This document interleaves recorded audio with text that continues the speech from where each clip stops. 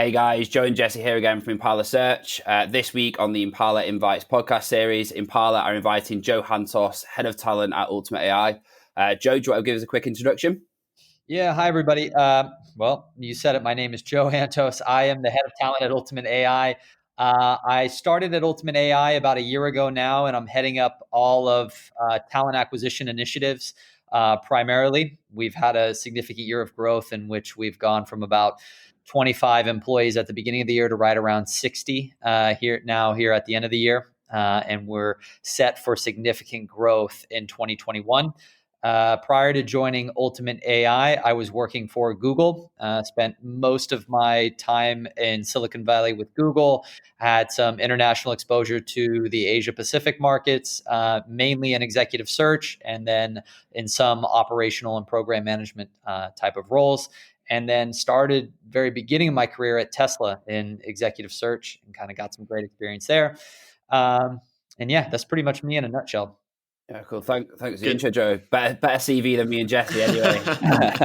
Speak for yourself. No, that's great, Joe. I think just to kick us off, I think it'd be good to go back to those early days when you were at Tesla and talk about how you developed yourself as an internal recruiter and what tips and advice and skills you'd give to people that are looking to start their career out. Yeah, well, to be perfectly honest, at least in the early days of Tesla, I joined in 2012, a couple weeks before the Model S was launched. And looking back on it now, I didn't realize really what was going on. I just kind of thought that everything that we were doing at Tesla was just kind of normal. It was my first, I would say, my first real job out of college. And so looking back on it now, what was going on there was pretty special, and I probably didn't realize it at the time. But I think what really helped me early in my career was I was given some great advice. I had some great mentors, and I actively sought out a lot of those mentors. And so, the advice I would give to people who are starting internal recruitment at the early stages of their careers to really don't be afraid to put yourself out there and actively seek mentors. So that's a big one. And then a great piece of advice that I got, and I've kind of always maintained throughout my career is don't just view yourself as a recruiter or an order taker or a role filler. I think it's important to come with a business mindset and see yourself more as an advisor or a consultant to the hiring managers you're working with and just stakeholders involved in the process. And how did you go about finding the right mentor? Was sort of Elon Musk in the equation, or was it? What sort of characteristics did you look for personally? And what would your tips be for other people looking to find some kind of mentor in their current company?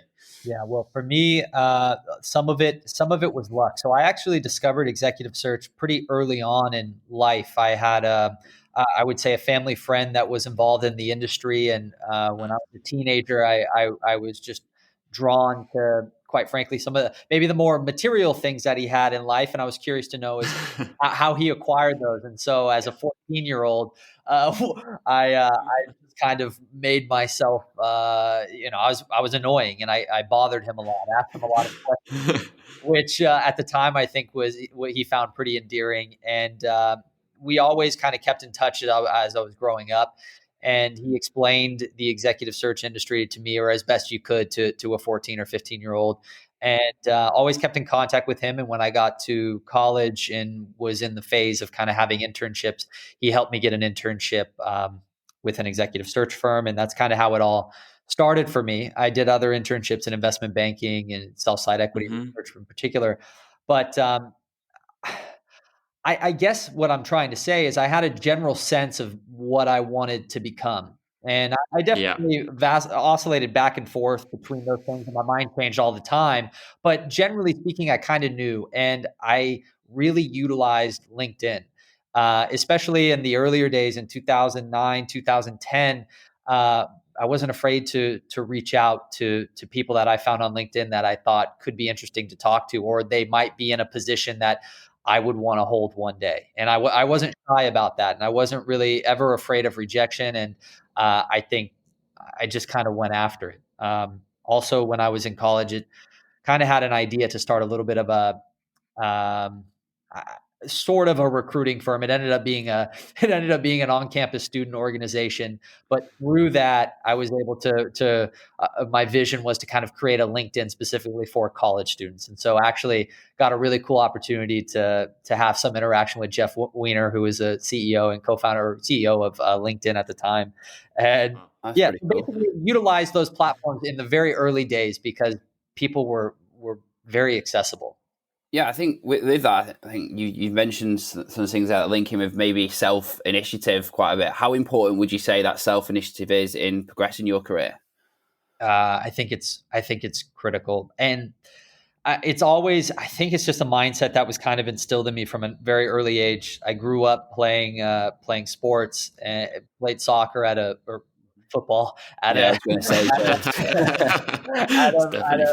at a fairly high level, at least in the United States, and I always it's just kind of something that was instilled for me from a very early age that if you want something, it's up to you to get it and accomplish it. And it's not going to be easy. There's going to be a lot of setbacks, but you kind of have to be prepared to overcome those. And I think that's helped me pretty well so far. yeah. With that self-initiative though, and this might sound like a strange question, what's the best way to use that? Because I suppose, especially early on in your career, you don't know, I suppose, push things too far, or you don't know, I suppose, assert authority that necessarily isn't there. So what's the best way to use self-initiative, would you say? Yeah, and I definitely made mistakes early in my career. If I probably saw some of the messages or just what I thought was just persistence, Yeah. I probably would have done things differently now. Looking back on it, in some instances where there's a fine line between kind of cute persistence and just being downright annoying. And I don't know if there's a real formula for that other than you kind of have to. For me, I kind of had to learn the hard way. And once you kind of get out into the world and get some real work experience, and you deal with maybe some candidates or just some people in general that behaved the way maybe you behaved, and you start to see how that might not have looked very good at the time, you would hope that you would pick up on that. And I think that's basically what I did. So if we're digging into that, Joe, what was the biggest mistake you made? Then I've got to ask and try and expose you here. I think finding that balancing act between being persistent and being just overbearing and annoying. I was not afraid to send emails every day to people who hadn't responded or to things that I was very interested in or wanted to talk to. And then also, I think that there was a lot of times where I was ill prepared for those conversations. That's one thing that it's one thing to get people on the phone and to talk to you and to whether it's an idea or whether it's an internship or a job that you'd like, but that's only half of the equation. Once you actually get in communication with them, coming prepared and coming with something to actually say or to have some insight is important. And I think especially early on, I kind of fell short where it's like, okay, I got them on the phone and we're talking, but I probably in a lot of those calls fell very flat in the sense of, very surface level and not a whole lot to say other than like, hey, I just want to talk to you. Those are probably areas of improvement. And in terms of other than self-initiative, what would you say the other sort of key characteristics, looking back, you would want to have when sort of starting your career out as a recruiter? Yeah. One thing that I had to learn very quickly, which at first it was pretty hard for me to overcome, and not so much the phone. I think a lot of people are kind of afraid of the phone or even just any sort of initial outreach. It's kind of like you got to get over that hump and you got to get used to it. It's almost like a muscle where once you do it a few times and you start to get the hang of it, it becomes a lot easier. So that wasn't necessarily the biggest hurdle for me. I think the biggest hurdle for me, quite frankly, was fear of rejection. And so, regardless, in this space, you're gonna be rejected quite a bit in the sense of people aren't going to probably won't want to talk to you or what your the potential roles you're working on might not be interesting for them. And then also, a lot of times things aren't going to work out in your favor. The reality is you're working on one position. I know we're working on more than those, but if you just look at it as you're working on one position, most of the people, well, all of the people except for one, most likely that you're speaking to, they aren't gonna work out. And then even if you do get down to that one candidate, we're dealing with humans, and so a lot of times crazy things happen, and that doesn't work out. So kind of getting used to the roller coaster ride, getting over the fear of rejection, and learning how to kind of navigate that emotional roller coaster.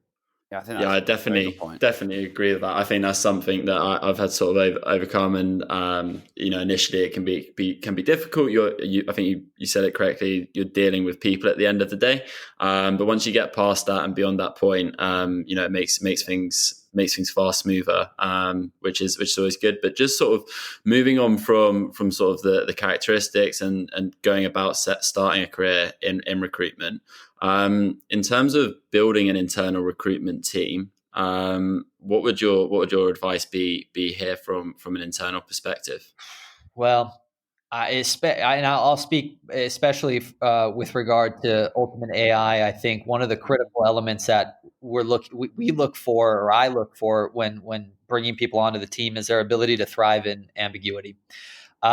The reality is where we're at as a company, and just the reality of recruiting in general. There's a lot of ambiguity. Things are changing all the time, and I always tell people, if there's process in place right now, it's probably going to change in the next 3 to 6 months. And so people who can navigate the murky waters of ambiguity, who can roll with the punches, and who can think on their feet and be able to adjust and adapt quickly, and not be discouraged by all the kind of chaos that is happening around them. So that's a huge intangible element of what we will look for when building an internal team. I think the other element of what we look for when building an internal team, and it depends on the seniority of the role and the level and things like that, but also looking for people who put two things, I should say, when it comes to purely the role. People who put candidate experience first. That's an important pillar and something that I believe in a lot, especially when you're dealing with B2B and enterprise software type of companies, especially in the startup ecosystem, where we are a major extension of our brand. A lot of the candidates we're speaking to, it's going to be their first and maybe only direct interaction with Ultimate AI. So it's important that we make a really great impression, and everything we can control, we do an excellent job of by way of candidate experience. So that's one. And then the second is really want to set the mindset from the get-go that we view ourselves as advisors and consultants. And by that, I mean, we have a perspective, we have an opinion, data, and insights on the roles and the markets which we're recruiting for and operating in, and that we aren't afraid to share that with our hiring managers and push back when necessary, or just be able to provide them valuable insight to help them make some of these tough decisions.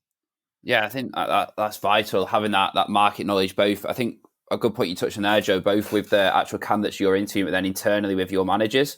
I think one thing that a lot of people in, I suppose, internal recruitment or HR forget is that they're actually advising hiring managers as well, and that's just as important part of the role, if not even more so important than the other side.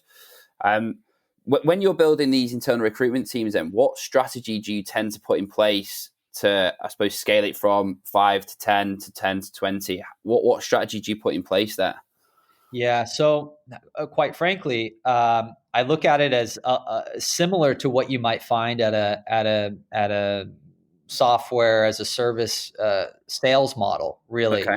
in the sense that you could break it down into 3 categories of the operations component. So think about data, metrics, reporting, and coordination. Which is a huge element of this. I think a lot of people underestimate the sheer hours it takes to get all the things that happen behind the scenes by way of scheduling, interviews, and things like this set up. So that's a critical component of scaling the internal team.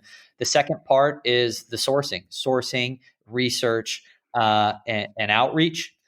And then on the third element is the recruiting portion of closing candidates. So if you look at those three kind of critical pillars, and you'll see a lot of larger companies like a Google, for an example, have these three distinct categories of operations, sourcing, and recruiting. And a lot of times what they'll have is sourcing. Imagine people handling basically the front end. So doing all of the market mapping, the target companies, the outreach, the research, and then the initial conversations with candidates. And once they're deemed appropriate to proceed forward with interviews, that's when a transition is made to a recruiter who handles all of the remaining process. So that's kind of coaching candidates, that's advising and managing internal clients and hiring managers, and that's taking the candidate all the way through the negotiation and close. At Ultimate AI, we aren't there yet. Anyone who joins at this point in time will be a full, 360-degree recruiter, in the sense they'll be doing their own sourcing, their own scheduling, and their own recruitment. But as organizations get larger and a little more complex, this is typically how a lot of them end up being built out. Okay, cool. With Google, then, obviously, you said you have people that on that third pillar just on the closing. So how do you train somebody to be better at closing? Probably the gold dust here, to be fair, Joe. But how do you train people to be better at closing? Yeah, that's a good question. And, I think for a lot of people, and I'm going to speak, I don't want to put words in anybody's mouth, and I'm not speaking for everybody. This is just my opinion. But I think a lot of the anxiety around closing comes with a lack of familiarity or really solid understanding of the compensation philosophy and structure of the company you're with. So I think the first critical element when it comes to training on the close is really understanding what you can offer, how it works, and how it fits into the expectations of the candidate. So a lot of recruiter, a lot of recruiters, I think, do a good job of getting to know the candidate and kind of keeping in touch with his or her expectations. And a lot of the negotiation starts in the beginning, really. A lot of it has to do with managing expectations. And I think transparency is probably the best policy, in my opinion, from the start. So a lot of it, I think people have this idea that, the negotiation, it's this kind of, it's this major, blood sport at the very end of the process. But quite frankly, I think if you're doing it correctly, the negotiation at the end of the process should be fairly painless. Quite frankly, in all reality, it should be painless, because expectations and understandings have been set up front and then constantly monitored throughout the process. Yeah. So. And then I think if it does get to that point, I do think it helps to have an understanding of a deep understanding of the compensation philosophy and kind of the nuances, especially when you're dealing with companies who might be offering kind of complex equity packages, stock options, and kind of some of the idiosyncrasies of these things can become a little convoluted and difficult to explain. So it helps if you have a strong grasp of this stuff. And in terms of at a company like Google, which is huge, and you've got people dedicated to that closing stage, was there any specific training? I guess it's quite hard to replicate the circumstances of a candidate joining a company, or was it just a case of learning on the job, learning from your mistakes? Yeah. Was there anything? That's certainly some of it is learning on the job and from your mistakes, but Google and companies of that size typically do pretty extensive onboarding training when they're bringing on new recruiters. They're onboarded with very extensive training, and that's kept up on a biannual basis. So there's kind of constant training that takes place in that regard. Nice. And just out of interest, what's the sort of, I guess, what are the conversion rates at somewhere like Google? I guess it maybe isn't the hardest place to get someone on board. I guess it's quite an attractive company to be part of. Yeah, it's difficult, and I don't know the numbers off the top of my head, to be honest. I will say it varies based on functional area and team. When you're talking about the technical talent, it becomes, I think, a little more difficult for everybody, or the conversion rate becomes slightly lower for everybody. But I can't give specific numbers, or I don't know if I'm really allowed to give specific numbers, or I would care. But I would say it's high. It's quite high. I think from that, what is interesting, like you say, Google, I suppose, well, everyone knows who Google are, and I think Ultimate AI right now, obviously, you're growing, you're expanding. So, how do you manage? So, say you had a candidate that you really wanted at Ultimate AI, they've got an offer from a really, I suppose, huge organization like your Google's, et cetera, et cetera. How do you, I suppose, present your opportunity as a better one to that? Because I think a lot of businesses struggle with that, don't they?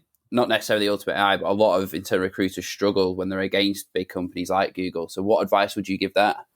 Yeah, it's gonna be an uphill battle. It's a tough Honesty, situation. there you go. Yeah, it's a tough situation to be in. But the reality is, we at Ultimate AI, and I can only speak to Ultimate AI, but I think it applies broadly to a lot of startups and smaller, more nimble companies. Is you're looking at an average time to hire of a software engineer at Google as being somewhere between 6 to 8 weeks. So you have to play to your strengths, and the reality is we can move much faster than that. So our time to hire is significantly lower than a Google or a Facebook or an Amazon even. So you have to play to those strengths. And by that, I mean making as streamlined of a process as possible, and making, if it is the right candidate and it makes sense, being able to, or being prepared to make them an offer almost immediately. So Okay. that's one way to overcome some of these obvious hurdles. The other thing is, and I'm definitely I'm not here to bash big companies, big tech companies, or anything like that, but it also depends on the person's career aspirations and the type of environment they want to work in. Now, if you want to have major impact from the start and be able to see that impact right away, and to be a part of something in which you're building from scratch or close to scratch, the startup route is going to be a much more appealing opportunity for some people. Now, there might be a compensation hit in the beginning, but how you can make that up is depending on how equity packages are structured and things like that. And it's very common in Silicon Valley, for example, where you have fortunes made at some of these pre-IPO and early stage startups. So if you're someone who likes to be in a highly structured environment and doesn't necessarily want to be a part of an incredibly fast-paced environment and things like this, then maybe a more structured, larger, established company would be best. But if you're somebody who wants to make an impact from day one and really add value, if you're someone who wants to, or likes to build and likes to see things kind of grow and be a part of that kind of controlled chaos, and you don't mind the ambiguity and the fast pace that comes with this sort of thing, and you like the idea of the tremendous upside on the back end, the startup world, I think, is definitely something that would be appealing. Yeah, definitely. I think that's, well, I suppose myself and Jesse both joined startups for, I suppose, that reason. It's, I suppose, the ability to create something new, which is an exciting journey in itself. I think one thing I'd like to touch on with that, Joe, and what you just said, you mentioned, obviously, being willing to, I suppose, make an offer or I suppose, hire immediately. In theory, I suppose every recruiter wants to do so because they find the right candidate. How do you manage that internally with hiring managers, or if there is a CEO or a CTO you need to go to for that budget? How do you manage that effectively internally? Yeah, well, at first it's important for everybody to be on the same page. So once you kind of know your hiring plan and you know what kind of hiring goals you have, it's important. And on the recruiting side, really, it's important to do your best to educate your stakeholders on what the market really looks like, where we could have potential challenges, and where the competition really is, and how we line up. Now, you might not have, you're never going to have perfect information, as these things are changing constantly, but you can always put together somewhat of a picture of what you can expect, and really come up with a game plan of how we can circumvent some of these roadblocks. Now, so that's, once again, a lot of what I feel like I'm reverting back to is managing expectations. The other thing about this is recruiting, especially, and I'm much more experienced on the executive search side, is a little bit of a mind game. And as you mentioned, we as recruiters, we're always biased to be to move as quickly as possible. And the reality is, our hiring managers aren't always that way. hiring managers and the teams, and rightfully so, they want to meet a few people. Very rarely are you going to have someone make a decision on the first person they meet. So if you see these things and you can see these patterns emerging, it behooves you as a recruiter to maybe think a little bit and play a little bit of gamesmanship with how you even order the interview process and how you structure who your candidates meet first and who you put in front of them first. If you know that odds are, and typically in my experience, I've seen it's very difficult for hiring managers to make a decision based off one person or the first person they meet. Yeah. So that makes sense. I like the way you worded that then, gamesmanship. A very, very PC way of putting that. You've done this before, haven't you? Cool. I think maybe it'd be good just a sort of final topic area to cover is obviously you've worked in Singapore, Silicon Valley, and Berlin, the three sort of major tech hubs. Just be good to get a penny for your thoughts on the differences between the three locations and what your thoughts on them are. Yeah, well, when it pertains to Silicon Valley, and I don't think I'll surprise anybody by this, I think it's the most developed ecosystem. It's kind of things are changing for sure, but I do still think it is a bit of the epicenter when it comes to startups and the tech landscape. Now that is changing dramatically, and I think one thing that Silicon Valley still does a great job of is the non-compete issues from a legal framework, quite loose, which allows people to be able to move around very quickly. You're looking at 2-week notices and things like this. So from a recruiting perspective and just how companies grow, companies move at breakneck speed. So that's something I think you would be able to see right away. Whereas Berlin, things can be a little slower with potentially 3-month notice periods. That requires, as far as a planning perspective, to really plan out quite far in advance. And it is something to keep in mind as you're recruiting. And it could be an inhibitor to growth from a pace perspective. So that's something that's definitely different. And then when it comes to Singapore, I still think the venture capital community is still very much developing. So I would say the venture capital community in Silicon Valley is obviously it's mature, it's highly advanced and developed. Berlin, not quite there yet, but I see it almost as being maybe 10 years or so behind. I think you're going to see massive growth and sophistication with how funds operate. And the perspective in which they have. In Silicon Valley, it's very common, kind of a growth at all costs mindset, which in some ways is good. In other ways, I think it could be detrimental. I see here in Berlin that it's a little bit more of a balanced approach, where obviously we want to grow and we want to grow quickly, but we don't really have that mindset of growth at all costs, at least to the level that I've seen at Silicon Valley. And then what do you think the reason is behind that? Why do you think that they have that mindset over there in comparison to Berlin? Well, I think when you see the frequency of exits and the financial upside in which that carries in Silicon Valley, I think that's a huge motivator, quite frankly. So you look at this, the exit success, whether it's IPO, whether it's acquisition, and you see what early equity could turn into for not only the founders and the leadership team, but everyone in the company.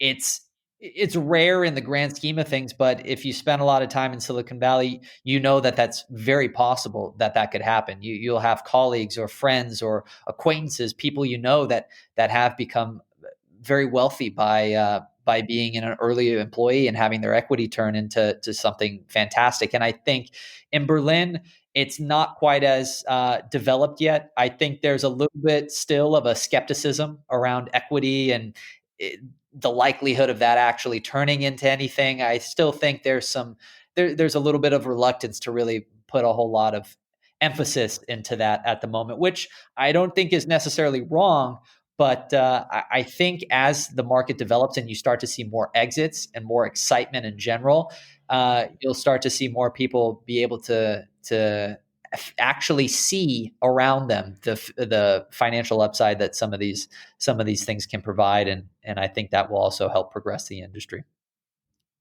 It's pretty cool, to be fair. I think one question for me, obviously, I know previously before Ultimate AI, you were at Google, you were, I suppose, heading up APAC over there. What made you decide on Ultimate AI? Just more out of interest for myself than anything else. Yeah, well, and I wasn't heading up or a leader of a team by any means. I did help establish the executive search team for the cloud business in Google APAC. But what I can say is I kind of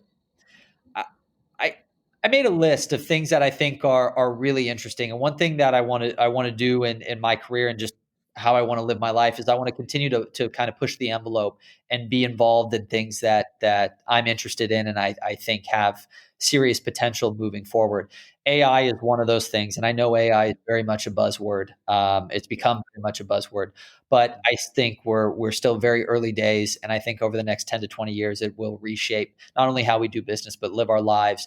And I thought it was important for me to be able to get in on the ground floor of a startup seed stage that is developing kind of early real world use cases for some of this technology.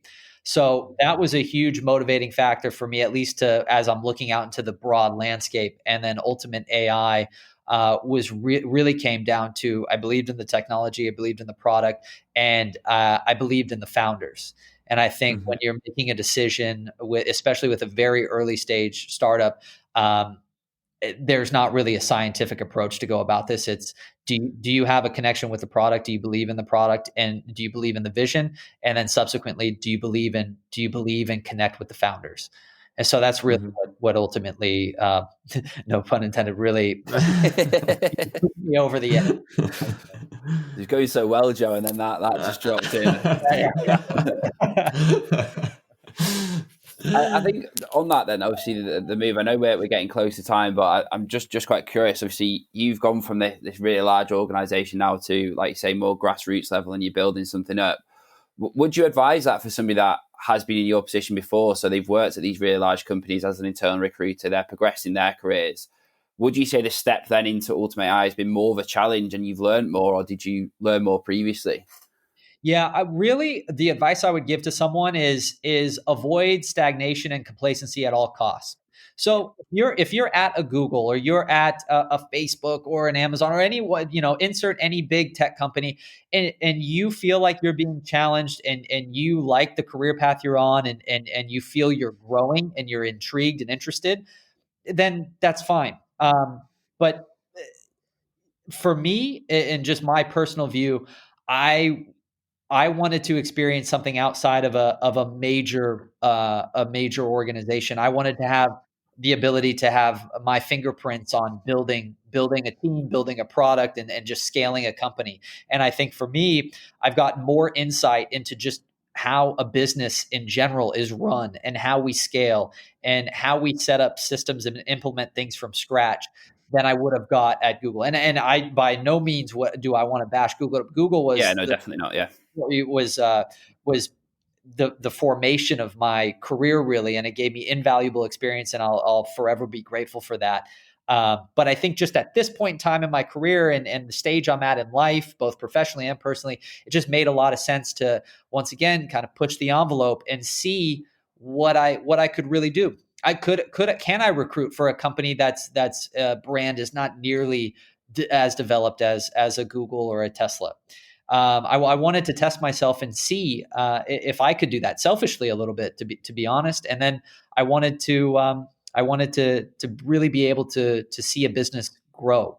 And there's things that you can't simulate. You just have to do it, and it's going to be really hard to see some of these intricacies at a 150,000 person company.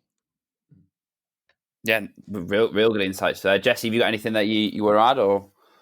No, I think that sort of sums up everything. I think finally, I think a good way just to end the podcast would be just sort of, just maybe 2 or 3 key tips and advice you'd give to any internal recruiters starting out, Joe. Yeah. Well, I would say find good mentors. I think that's invaluable. If you don't know exactly where how you want your career developed, you want to be in recruiting in some capacity, having a mentor or mentors will be instrumental in helping you kind of crystallize that vision. And you'd be surprised as to how many doors they can open and opportunities they can open up and put you on paths or help you find paths that you don't even know exist. So I think that's really important is the mentorship piece. The other piece that I would advise, and I'm just kind of my opinion and perspective on this, is don't look at yourself as a recruiter in the general sense. Look at yourself as whether you want to look at yourself as an analyst, a research analyst, a consultant, an advisor, whatever word you want to use, but learn how to develop a perspective, and to do your own research and formulate your own opinions based on data and insights, and learn how to articulate that well to people you're working with. And I think that will really set you apart from a lot of other people who may just be concerned with filling roles as quickly as possible. No, definitely. So I think sort of, mentorship being key, and then also the way in which you sort of view yourself and the mentality of sort of being more of an advisor are key. But I think other than that, it's been a pleasure talking to you today, Joe. Really appreciate it, Joe. Thank you for your time. Yeah. Thanks, guys. I really appreciate it. I think it's been great to get some insight from someone that's worked at startups, at larger companies, and all over the world. So it's been really useful. Thank you again. Yeah, as always, well, guys, people tuning in, thank you for listening. Next week we'll be inviting somebody else, so watch this space. And again, also, if you do have any sort of areas that you want covered or topics, or even want to be involved in the podcast, just reach out to us, and we can have a conversation.